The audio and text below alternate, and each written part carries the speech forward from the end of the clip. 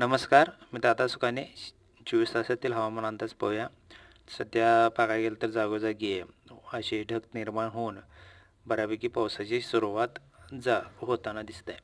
पण सध्या कमी दाबाचे क्षेत्र जे उत्तर साईडला आहे, उत्तर म्हणजे जाशीकोटा ह्या भागातून जे आहे राजस्थानपर्यंत, त्या भागातच गडगडाटी जोरदार मेघगर्जनेचा पाऊस चालू आहे. इकडं राज्यात बघायला गेलं तर राज्यात उत्तर पूर्व साईडला नागपूर, गोंदिया, चंद्रपूर ह्या भागातून यवतमाळ ह्या साईडला जोरदार म्हणजे मध्यम स्वरूपाचा पावसाचे ढग तयार होताना दिसत आहेत. इकडे छत्रपती संभाजीनगर, अहमदनगर, लातूर, सोलापूर, नाशिक हा जो पट्टा आहे, ह्या पट्ट्यात सुद्धा हलक्या मध्यम पावसा मान्सून सरी सुरू आहेत. इकडे सांगली, सातारा, पुणे, मुंबई ह्या भागातून सुद्धा हलक्या मध्यम पावसाच्या सरी चालू आहेत. कोकणपट्टी भागात रत्नागिरी ते सिंधुदुर्ग पट्टा गोव्यापर्यंत मध्यम ते जोरदार स्वरूपाची सरी चालू आहेत.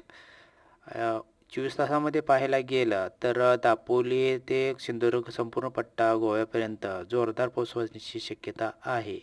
पुणे, सातारा, सांगली, कोल्हापूर ह्या भागातून मध्यम स्वरूपाचा पाऊस होण्याची शक्यता आहे. अहमदनगर, अकलूज, बीड ह्या भागात सुद्धा हलक्या मध्यम स्वरूपाचे पावसाची शक्यता आहे. दापोली, पुणे, मुंबई, पालघर, वलसाड, नाशिक ह्या भागात पण पावसाची शक्यता मध्यम ते जोरदार स्वरूपाची आहे. नंदुरबार, मालेगाव, जळगाव आणि इकडे लोणार, अकोला, पुसाड, नांदेड, लातूर, बीड ह्या भागात हलक्याच्या ते मध्यम स्वरूपाची पावसाची शक्यता आहे. अमरावती, अकोला, अमरावती आणि इकडे ह्या भागातून मध्यम ते जोरदार स्वरूपाचा पाऊस शक्यता आहे. बीड, लातूर, सोलापूर ह्या भागात हलक्याशा काही सऱ्या येण्याची शक्यता दिसून येत आहे. कर्नाटक भागात सुद्धा विजापूर, लातूर ह्या भागात सुद्धा हलक्याशा पावसाची शक्यता दाखवते. जास्त पावसाचा पट्टा म्हणजे इकडे विदर्भ पट्ट्यात चंद्रपूर, कापशी, गोंदिया आणि गडचिरोली हा जो भाग आहे, जोरदार पावसाची शक्यता आहे. गोंदिया परिसरात मुसळधार पावसाची शक्यता दिसून येत आहे. असेच नवीन अपडेट पाहण्यासाठी चॅनलला सबस्क्राईब करून ठेवा.